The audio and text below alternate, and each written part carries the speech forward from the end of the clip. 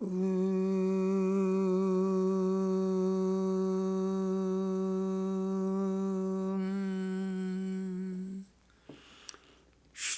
Smriti Purananam Alayam Karunalayam Namami Bhagavat Padam Shankaram Lokashankaram.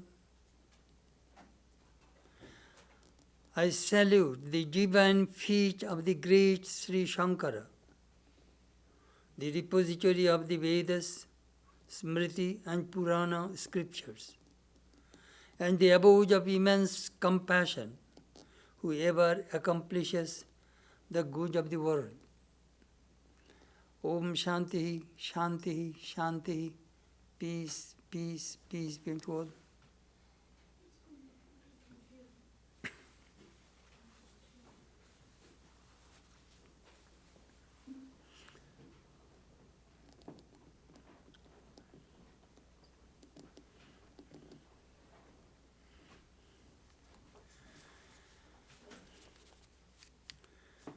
This morning our subject is Shankara and his message. We are observing Shankara's birthday anniversary.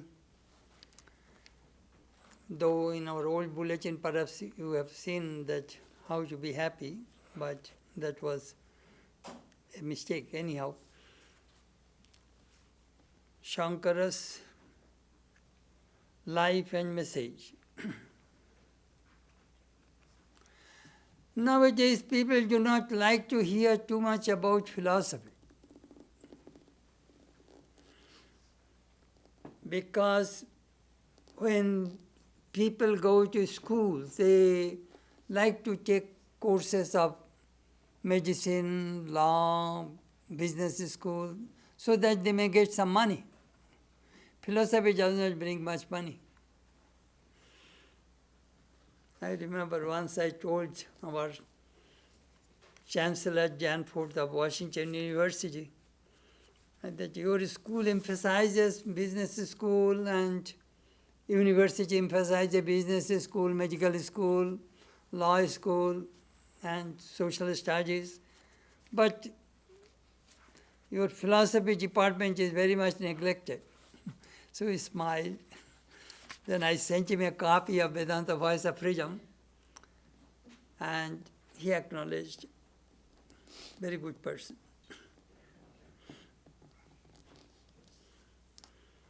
Philosophy.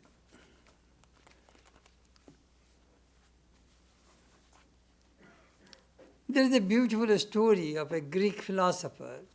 He went to give a lecture about life. The audience did not want to listen. They said, we heard all those things a lot. We do not like to listen to you. They are shouting and yelling. Then the philosopher said, give me just 2 minutes time. I shall tell a short story and then I shall leave. So they stopped. He started his story. Once a rich man hired a donkey to cross a desert.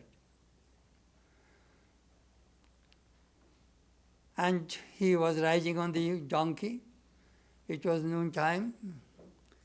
He asked the donkey owner who was walking along with the donkey, please stop, now I shall take my lunch. So he sat under the shade of the donkey. The owner of the donkey said, I rented the donkey, not the shade. I shall sit on the shade. The rich man said, when I rented the donkey, I rented the shade also. Shade is mine. So they had a fight between the donkey owner and the rich man. Saying so, the speaker, philosopher, left the stage, podium. Then the audience began to shout, who got the shade? Then he came back and said, you people are interested only to know the shade of a donkey. You do not care to know about life and the vital questions of other spiritual matters. So the audience kept quiet and he gave a long lecture.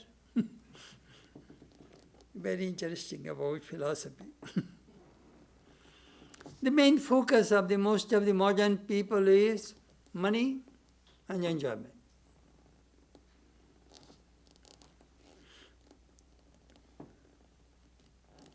Do they bring happiness? That is the question. Who will bring happiness to you?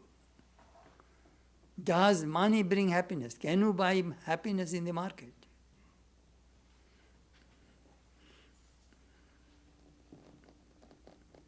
Sometimes I feel that those who, especially those who are retired, read something. Spend 4 hours a day for yourself, 1 hour meditation, 1 hour read Shankara's philosophy. And evening, 1 hour meditation, 1 hour read Ramakrishna Vivekananda literature. How that philosophy has been experimented and verified. So, just 4 hours a day spend. Within 3 months you will see a great change has come to your life. Within 3 months you will see the change.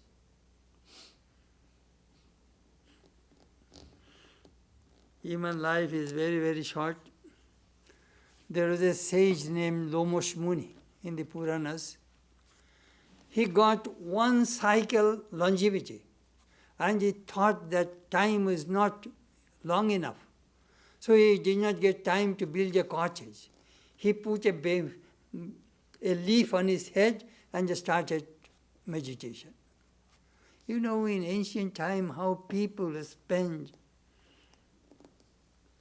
time for a spiritual journey, study. Nowadays, we don't feel that kind of tendency in human mind. Man cannot live by bread alone. If food and sense enjoyments would be the goal of human life, then they are like animals. Animals do the same thing. Sometimes we see philosophy originated from various sources. In ancient time, it started from wonder. Seeing the sun, moon, the vast mountain, ocean, beautiful forest. A question arose in human mind, who is the creator? That is the way philosophy originated in the beginning. Second, philosophy originated from doubt. Does God exist? Doubt. We do not see him. Who is the creator? Bacon, Descartes, that is their philosophy. Descartes' philosophy, cogito ergo sum. I think so, I am. Vedanta says that is wrong. First I am, then you think. First you exist, then you think. Not that I think, so I am. That is, it should be just reverse. Third, philosophy originated from utility. Human utility. If religion does not give me happiness, joy, why should I practice it? People are very utilitarian. Why should I go to Vedanta if it doesn't make me happy? That is the way religion, philosophy started. Utilitarians. Philosophy originated from love of knowledge. Philos means love. Sophia means knowledge. If you read the life of Socrates, he has tremendous love for knowledge. Know thyself. Atmanam viddhi. Love for knowledge. Wisdom. Fifth, philosophy originated from suffering, dukkham. How to get rid of misery, suffering from life. Shankara philosophy, Buddha's philosophy originated from suffering. being tormented by three kinds of desire, a question arose in human mind, how to get rid of it. So they developed philosophy to get rid of suffering from human life. Sixth, philosophy originated from search for truth. We see the rishis, the Vedic seers, sages, they have passion for truth. We want to know the truth. That is the way philosophy originated.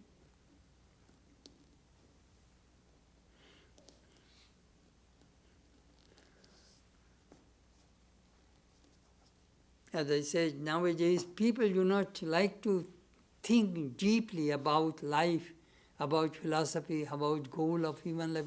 All these things now are taken away by iPod, iPad, iPhone, you see.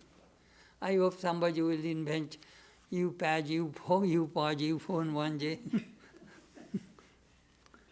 People say, most people even in the plane, wherever, people are watching all the time this iPod, iPad, iPhone. It shows the tendency of human mind, where they are going, in which direction. Very outgoing tendencies, which will make their minds more restless. No happiness. If you want to get peace, you will have to go within. So there is a famous shloka in the Vedanta, Shrutibbo, Shruti Bhakki, Mantavyasya Upapattibihi, Matvacha Satatam Dheya, Ete Darshana Hetava. Philosophy means darshan, darshan shastra. Darshan means to see. What do you see? We see multiplicity, variety, diversity. But this philosophy will teach us to see your own self, Atman, God. That is the real purpose of philosophy. So, Shrutibbo, Shruti Bhakibbo, if you want to see yourself, Atman, first you listen. Listen to your Guru, the teachings of the scriptures. After listening, reflect. Why do you reflect? That will remove your doubts and obstacles. And when you have the conviction, meditate. Then you will experience your own self. That is the goal and purpose of philosophy.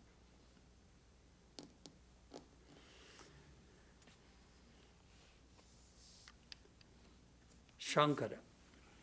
Shankara was a great philosopher of India who established monastic Vedanta. It is hard to think about Vedanta without Shankara.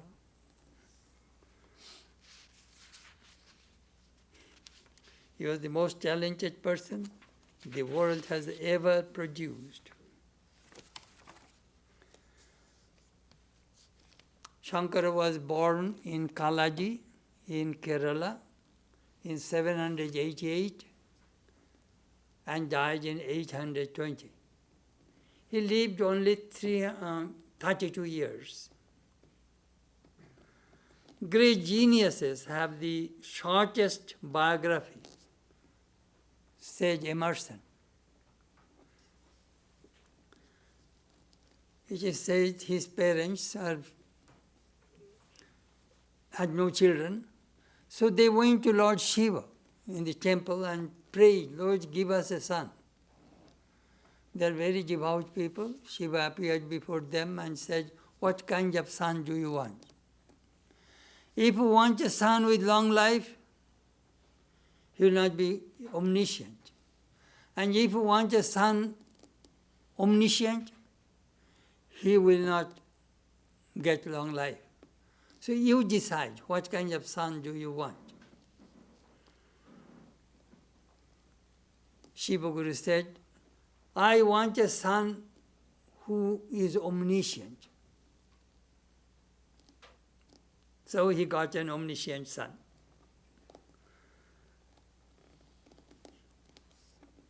He was as I said, he was a genius. When he was 3 years old, he learned Malayalam, the language, Ved, Vedanta, Ramayana, Mahabharata. He had one great advantage.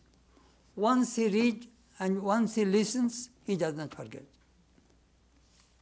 Shrutidhar.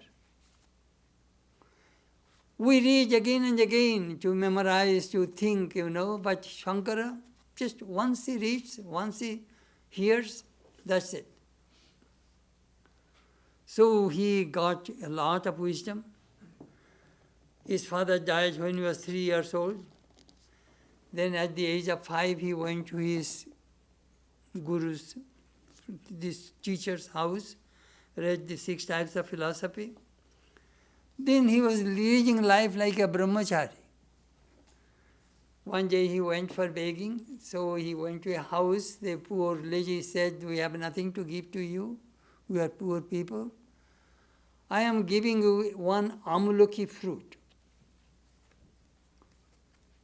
Shankara took that alms from that poor woman, and then he prayed to his Lord, "Lord, this woman could not give me any food today.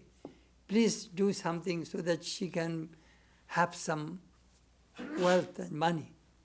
Next day they found her, there are some amlaki, gold amlakis all over his house. This kind of news is spread everywhere.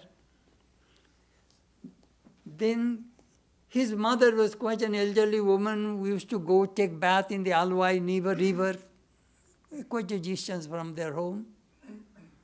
On our way back, one day she fell down.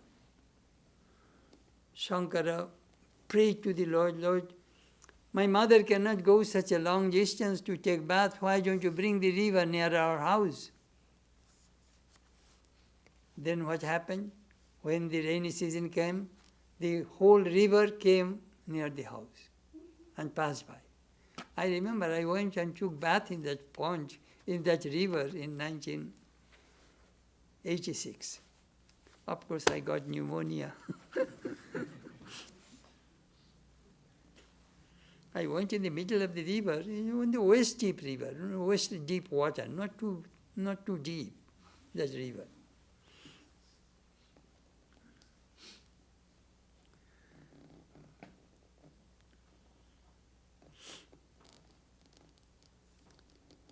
The king of the place came, his name was Shankara. He heard about his miracles. So he came to see Shankara. No, he first said, "Please ask the king Shankara to come to my palace." Shankara said, No, king should come to me. I shall not go to the king. So the king came and offered money and wealth to him. But I don't want anything. I'm a brahmachari. So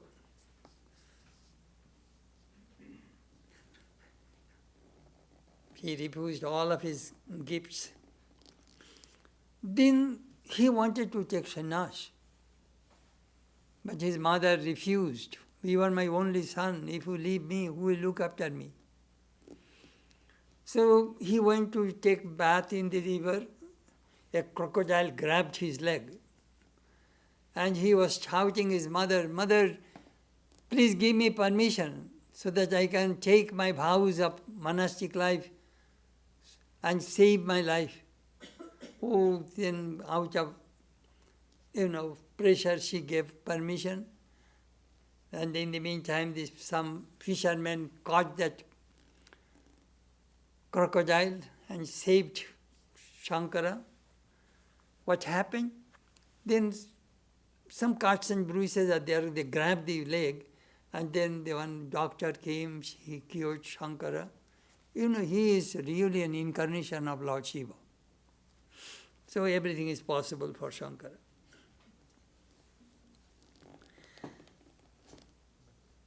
He left home at the age of 8. He heard about a great sage named Govindapada, who was immersed in Samadhi in Omkareshwar on the bank of the Narmada. It is said that Govindapada and Patanjali, who wrote the Yoga Sutra, the same person. How the tradition came? Brahma. The original, this Vedic knowledge came from Brahma, the creator. Brahma gave this knowledge to his son Vasishtha. Vasishtha gave this knowledge to Shakti. Shakti to Parashara. Parashara to Vyasa. Vyasa to Shukadeva. Shukadeva to Gaudapada. Gaudapada to Govindapada. Govindapada to Shankara. Then Shankara established 8 sects of monks in his 4 monasteries. I shall tell you about it. And we belong one of the sects, Puri sect. So he, from Kerala, at that time there is no car, no rail, train, no other transport, walk or bullock cart. These are the 2 things available. So Shankara walked and went to Narmada and met Govindapada, who was immersed in Samadhi in a cave. He chanted 8 verses, Guru Stakam. Shariram Shurupam Sadaroga Muktam Jasascharu Chitram Dhanam Merutullam Guru Rangi Padme Munasyena Lagnam Tatakim Tatakim Tatakim Shadangadi Vedo Mukha Shastra Vidya Kovitancha Goiddam Supaidam Karuti Guru Rangi Padme Munasyena Lagnam Tatakim Tatakim Tatakim Tatakim. Shariram Surupam, you might have a very beautiful body, diseaseless body. Your fame may spread everywhere. You may be plenty of wealth, but if you have no devotion to Guru, what does it avail? What does it avail? Tatakim, what does it avail? Everything is meaningless. Kalatram dhanam putra putradi sarvam, you might have a wife, children, grandchildren, many friends and relatives, high, all the status, but if you have no devotion for the Guru, what does it avail? What does it avail? You may be a great poet, you may be a great writer, but if you do not have devotion for your Guru, what does it avail? What does it avail? In this way, he repeated 8 verses. Then Govindapada opened his eyes. He realized my successor has come. My true student has arrived.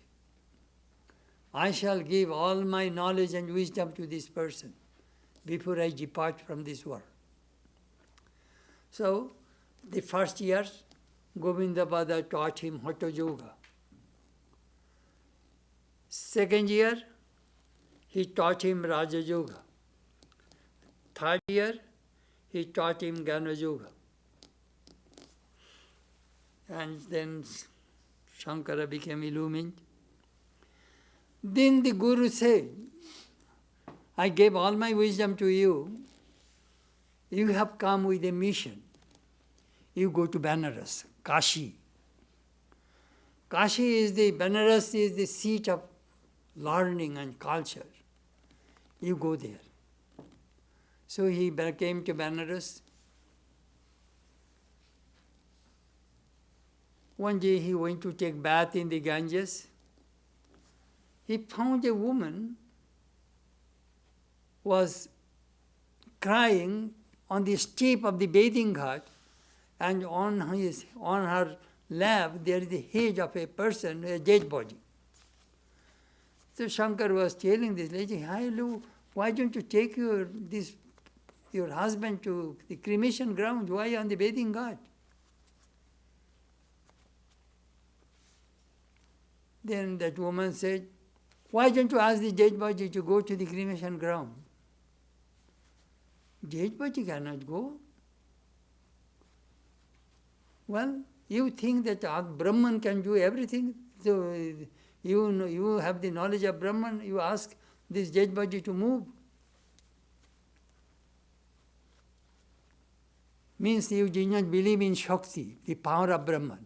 You only think that Brahman, non-dual, everything is Brahman, and you deny Shakti. Saying so, the woman and the dead body disappeared. It was the Divine Mother and Shiva gave him a knowledge.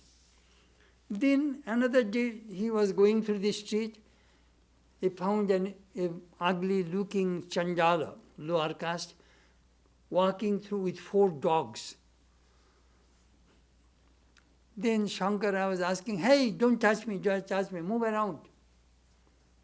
Then that man said, what? What kind of knowledge you have? You see Brahman, everything, and you are telling me, don't touch me? Who touches whom? Then he was telling the dogs, hey dogs, did you hear what this man says? Those 4 dogs are the 4 Vedas. And that Chandala was Shankara. So saying so, Shankara also gave him knowledge and then disappeared. Then Shankara said that you now go to Badrikashrama and write the commentaries of the Upanishads and the Gita and the Brahma Sutra.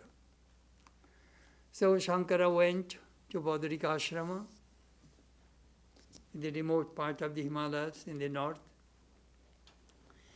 Then there is a place called Basho Gumpha, cave of the Basha. I went there in 1977. They won't allow to take any camera or anything, which is a military zone, which is the Chinese border. Where he wrote all the books he wanted to. And within 8 years, he finished all of his writings. What did he write? He wrote 151 books. Upadesha Grantha, giving advice, that is 54, Stabha Stuti, hymns 75, commentaries 22. Huge, my goodness. So many things Shankara wrote in that short period. Then he came to Uttarkashi.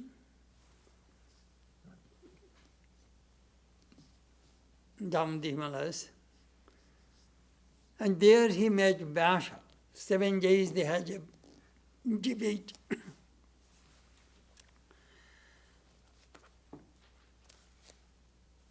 Vyasa says, he came in disguise. They say Vyasa is Amar. He does not, he is immortal. The great sage Vyasa, who compiled the Vedas and all the Puranas, Vyasa asked the questions and Shankara replied. So 7 days non-stop this kind of debate went on. And then on the 7th day Shankara asked, please tell me who you are. You must be Krishna Dvaipayan, Vyasa. Then he agreed. He admitted that he was that Krishna Vyasa. Then he took his own form. Then he said, you see, he is supposed to die at the age of 8. Because he took sannyas, so he got 8 years extension. So he is supposed to die at the age of 16. So that was the 16th year. So Vyasa said, so he said, then my purpose is done, my work is done, now let me depart from this world. Vyasa said, no, you have something more to do. You must spread this Vedanta from all over India. That is his job. That is your job. So I am giving you extension another 16 years. So he got 32 years, not bad, you know. So he traveled, established monastery in the north near Badrikashrama, Joshi Math. In the south, Sringeri Math. I went to all 4 monasteries.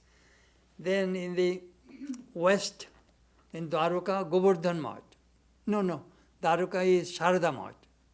And in Puri, Govardhan Math. So these are the 4 monasteries Shankara established. And the heads of these 4 monasteries are called Shankaracharya. That is the title. And he started 8 groups of monks. Tirtha, Bon, Aranya, Giri, Puri, Bharati, Parvat, Sagar, Ashram, Saraswati. These are the 8 groups of monks, those who will carry the message of Vedanta all over. So then what happened? Shankara then went to Kedarnath and merged with Shiva. We did not see his dead body.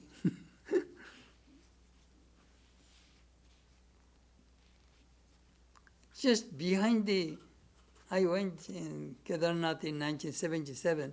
Behind this, there is a huge, beautiful Shiva, Shankara's temple. And I took some pictures there. It is a beautiful place. Anyhow, that is the short story of Shankara. Now I shall tell you some highlights of Shankara's teachings, message.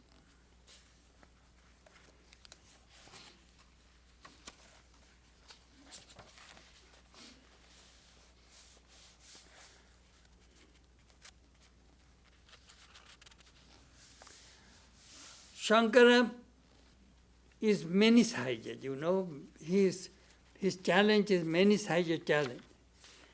Sometimes he was very open, liberal, not very rigid in that respect. In Christianity, we find only teacher is Christ, only prophet. Same thing in Islam, only prophet is Muhammad. Na bhuto, na bhavishyati. There cannot be a prophet in the past. There cannot be any prophet in the future. But Shankara says, no, that will not be possible. In every age, some people get illumination. They can be great teachers. Just our concept of the avatars. Avatars comes again and again. So that is another thing, one very beautiful thing about Shankara. Second, Shankara thinks that animals mostly act by their instincts, yet they too have knowledge derived from their senses, perceptions. Man is higher in the scale of creation because he has the great gift of reason, which the animals have not, at least to such a high degree. But the prophets, by their great purity, compassion, and wonderful meditation, has risen to still greater heights. Prophets have also come by the acme of human personality, and as such possess new awareness, which finds expression in these revelations. So what he was talking about, instinct, reason, and experience. These avatars, illumined souls, they have anubhav, experience. They experience God. So in this way he was talking about the evolution of human minds. Religion begins in belief but ends in experience. He emphasized on experience. I remember once Swami Vivekananda was criticizing the sages of the Upanishads. They hallucination, they wrote all kinds of things. Sri Ramakrishna said, don't criticize them. Why don't you practice and experiment yourself? Then you criticize. You have not experimented. Those sages have experimented and they found the truth. And now you are criticizing them. Anubhav. Experience is the most important thing. Then Shankara has a fight with the Mimamsakas. That is very interesting about karma. Mimamsakas, the ritualistic school of the Vedas, they believe 4 kinds of karma. First, nitya karma. Every day you must perform Vedic sacrifice. Jabot jivam ognihotram juhyat. As long as you live, perform sacrifice so that you will go to heaven. Heaven is the goal. Nitya karma. Naimitya karma are sacrifices to be performed on special occasions like the full moon, new moon or eclipses. Kaimya karma are sacrifices to be performed to achieve a special desire like I like to have a son, I like to have rain and all those things. And pratisiddha karma are prohibited actions. I shall not kill, do not murder, all those things, These karmas, they discussed. Shankara says, nitya karma, shanda vandanadi, spiritual disciplines, morning, evenings, they are essential. Why? Not sacrifice, spiritual practices. Why? Because they will purify your mind.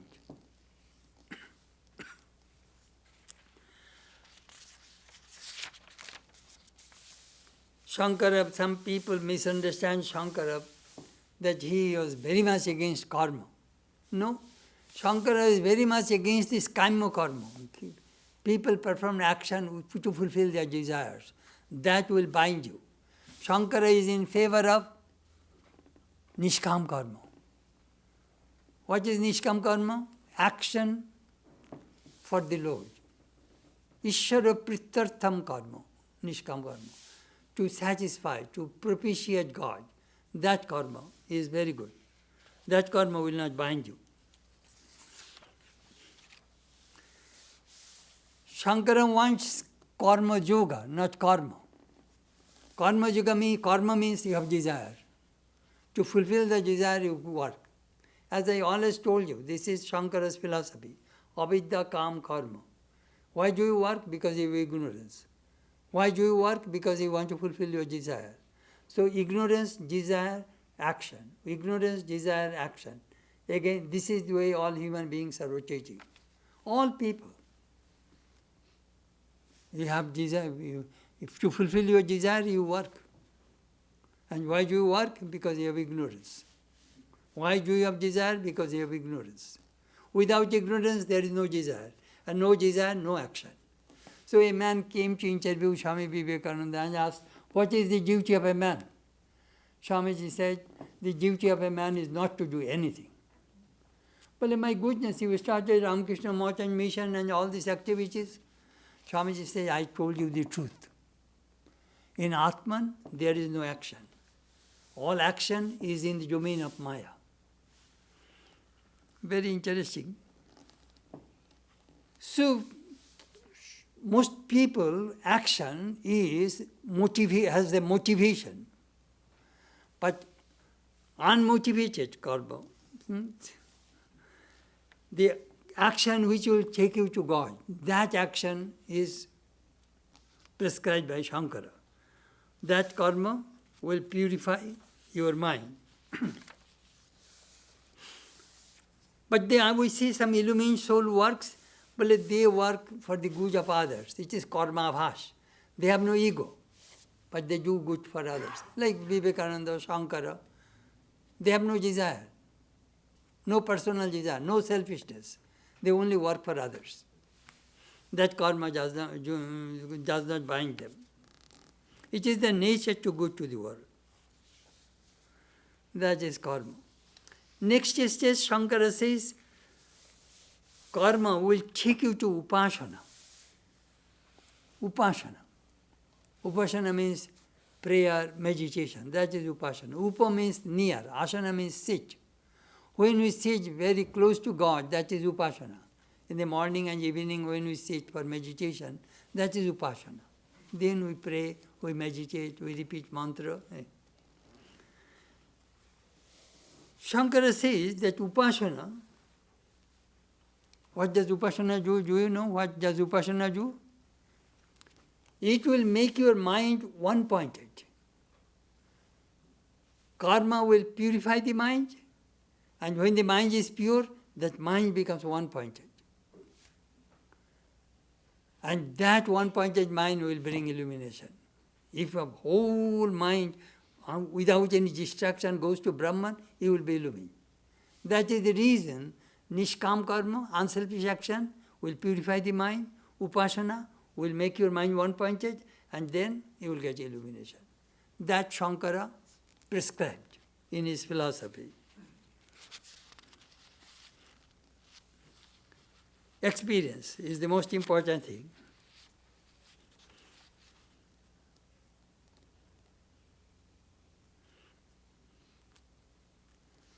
When man takes up the object for meditation, the Atman in himself, which by all his effort he cannot conceive or imagine, which yet he knows as obstinately to exist to himself, brooking no denial, it becomes Nirguna Upasana. Do you know what he was talking about?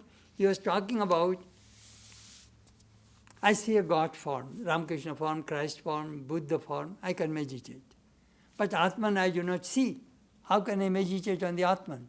The thing which I cannot see, I cannot visualize? That is a good question. But Sri Ramakrishna says, Jejar Atma, Shaitar Ishto. Jejar Ishto, Shaitar Atma. Ishto Darshan, Atma Darshan, Ek. Sri Ramakrishna says, your Atman and Ishto, your chosen deity, are the same. If you have the vision of the chosen deity, you have the vision of the Atman. And if you have the vision of the Atman, experience of the Atman, you have the experience of your chosen deity. That is the way. Do you know what happens at that time?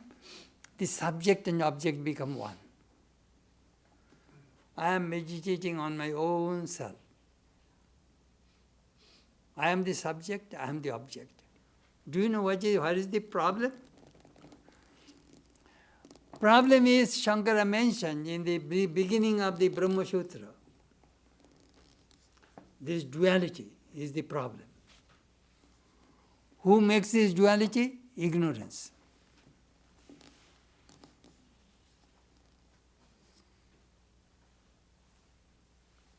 Ahamidam mama idam iti naishargiko lok vyavahara.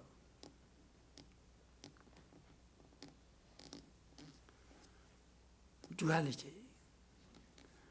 In the Manjukya Karika, there is a mantra, there is a verse, 331. Monodrishyam idam dvaitam jatkinchit sacharacharam manasi amani bhavi dvaito no palibhati. I sometimes meditate on this verse when the mind is very much disturbed. Monodrishyam idam sarvam is whatever you see in this world, it is drishya, it is seen. Who is the seer? My mind. The seer and the seen are never one, they are separated. I and you, we are all separated. We are talking about duality. Monodrishyam, whatever you see, sacharacharam, moving, unmoving, mobile, immobile, whatever you see, drishya, seen, S-C-A-E-N-E. Mind is the seer. Again, mind is not the seer. The Atman is this real seer, who is behind the mind, consciousness. That is the real seer. Mind is not conscious. So what he is talking about,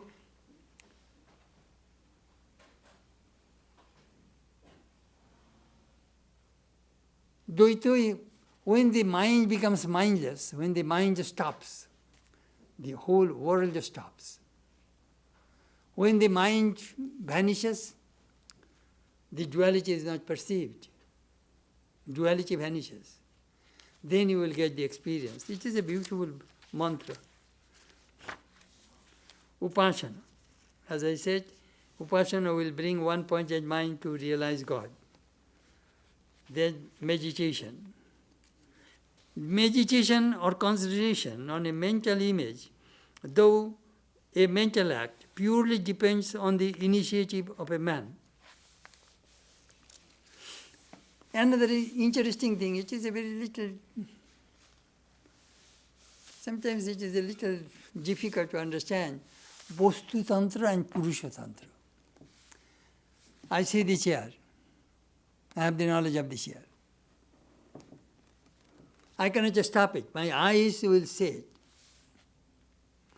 That is called Bostu Tantra.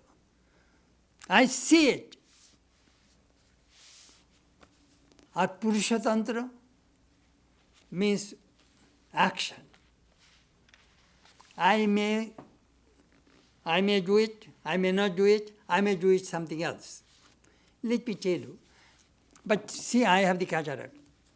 I cannot see whether it is a chair or a box. Or if you have jaundice, I do not see the exact color, I see it yellow. So it is my problem, it is not the problem of the object. So he was talking about Atman is only exists. But you are seeing so many things. Atman, sometimes you see Atman is the body, Atman is the mind, Atman is the senses. This is all wrong knowledge. Atman always exists, but we do not say. It is self-luminous, self-effulgent, but due to my wrong, you have double vision when you are driving. What does it mean? You have glaucoma. You have some eye problem. You have double vision. You are supposed to see the same thing as it is, but you are not seeing. So it is the problem of you, not the object.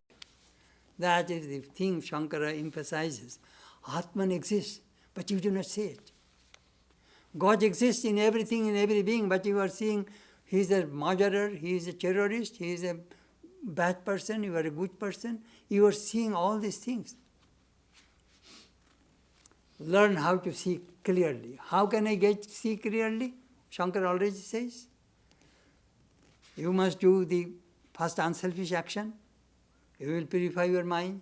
Then you do upasana, meditation, that your mind will be one-pointed. Then you will see Atman as the Atman. That is the sadhana, that is the upasana. Bostu Tantra, Purusha Tantra. Very, very interesting.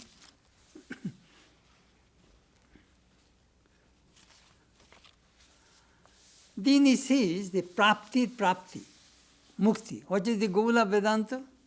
Attain liberation. Liberation is the goal. Mukti. Nobody wants bondage.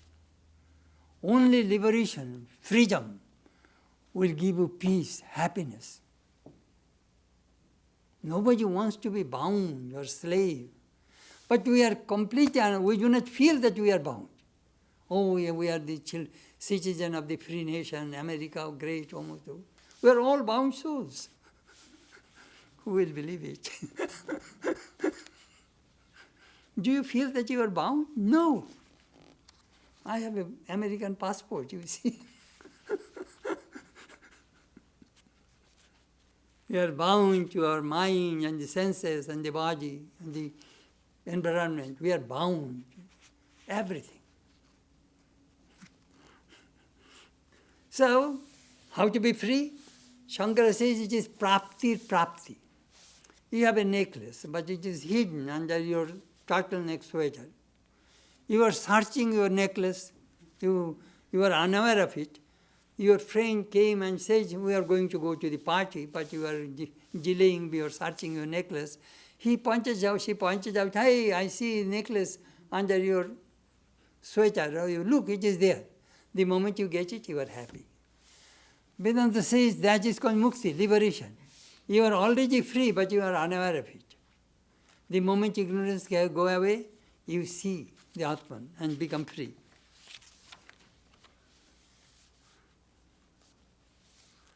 Na karmana manarambat nishkarmam purushošnute.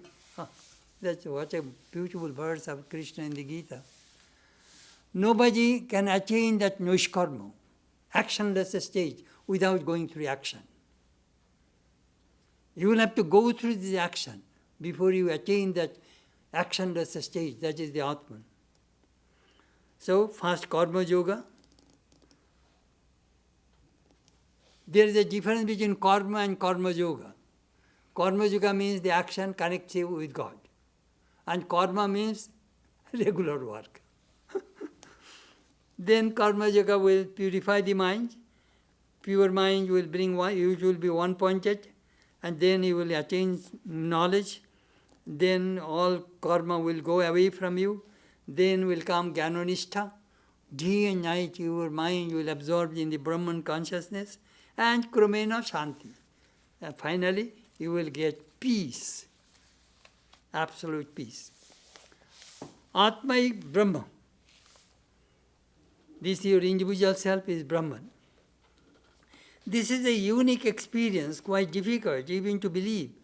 By the process of discipline, the superimpositions, namely the ego, intellect, and the mind are dissolved. The samskaras, means impressions, have been burnt up. The ego, too, is gone. The ego is the separative principle. It separates man from man and man from the world. When the ego is gone, no separation is felt. There is only one pervasive principle throughout. This is the cosmic consciousness, as termed in the West. This is Sahaja Samadhi, as stated in India. God and God alone. The background of man and the universe remains. Awareness alone is there. Love overflows. The grand message of the Upanishads was proclaimed to the world by Shankara. The universal appeal of Shankara is, however, due to his reliance on facts which are observable by all, it is within the experience of all that man is ignorant, or certain things at first, but later, by proper study and investigation, he comes to know the very same subjects. Whenever man refers to his I, he, in a way, knows about it, but does not know about it clearly without any haze. This hazy knowledge is ignorance, according to Shankara. And the clear, the perfect knowledge of this I is Vidya. And the clear is Vidya, knowledge. Man has avidya at first. By reasoning, purity, and meditation, he removes this avidya, ignorance. It is on this palpable experience that Shankara wonderful edifice is built. That is Shankara's philosophy. What more to say? Another misunderstanding about Shankara. This, you know what do we say? Shankara says, Shlakardena prabhakshyami jaduktam granthakochivi brahmasitam jagan mitha jiva brahmaiva napara. This is my whole philosophy. The thing which has been discussed and enumerated in millions of books, that I shall tell you in half a verse. Brahma Satyam Jagan Mitha. Brahman alone is real. This world is not real. Jeev, this individual soul, is Brahman. This is my philosophy. Now he says, Jagat Mitha. The world is unreal. Shankara says this world is, that we say, the illusion, the world is unreal. Forget it. Shankara mentioned loko vyavahara, empirical knowledge. As long as you have ignorance, the world is real. When you are illumined, it is unreal.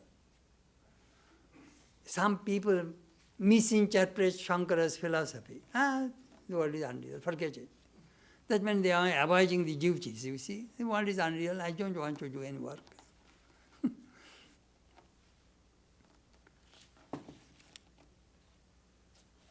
Your hunger is real. Your headache is real. Your everything is real, as long as you are ignorant, in the domain of ignorance. That is the way it works, you know. But when you are illumined, this world disappears. That Shankara says. Some people misunderstand Shankara. Shankara also mentioned that if you want to learn Vedanta, you must have some qualifications. These are the 4 qualifications. First, you must learn how to discriminate between the real and unreal. Second, dispassion. You must give up attachment for this world. Third, you must have self-control. Fourth, you must have burning desire for liberation. That Shankara says before you begin to study this Vedanta. First you can. This world is a wonderful place. It exists and it does not exist. He discussed Maya elaborately. Maya is neither real nor unreal, nor both. Well, that is a very big subject about Shankara's Maya. As I always say, existence, consciousness, bliss, that is Satchidananda, that is Brahman. Nama, Rupa, name and form, that is Maya. The whole world which we see is nothing but name and form, Maya. In the domain of Maya we are functioning. Why Maya we cannot explain, but how to get rid of Maya, that we can tell you. Living in Maya, you cannot explain what Maya is. You cannot explain darkness through darkness. You'll have to bring light, then darkness disappears. This is the way Vedanta explains this Maya. As Maya has 2 departments, good Maya, bad Maya, Vidya Maya, Avidya Maya. Avidya Maya will bind you, Vidya Maya will release you. Shankara talked quite a bit of bhakti, devotion also in his hymns. Don't think Shankara was a dry Jnani. Karma sadhana I mentioned. Anyhow, I told you in brief some of the highlights of Shankara's philosophy, a little bit about his life story. And today, as you know, we are observing Shankara's birthday anniversary. Great philosopher, great thoughts. He preserved this Vedic culture through his non-dualistic philosophy. Thank you. Atma me shuddhantam jyotiraham virajavi papma bhuyasam. Antaratma me shuddhantam jyotiraham virajavi papma bhuyasam. Paramatma me shuddhantam jyotiraham virajavi papma bhuyasam. Om Shanti Shanti Shanti. May my body become pure. May I be free from impurities and ignorance. May I realize myself as the light divine. May my mind become pure. May I be free from impurities and ignorance. May I realize myself as the light divine. May my soul become pure. May I be free from impurities and ignorance. May I realize myself as the light divine. Om, peace, peace, peace be with all.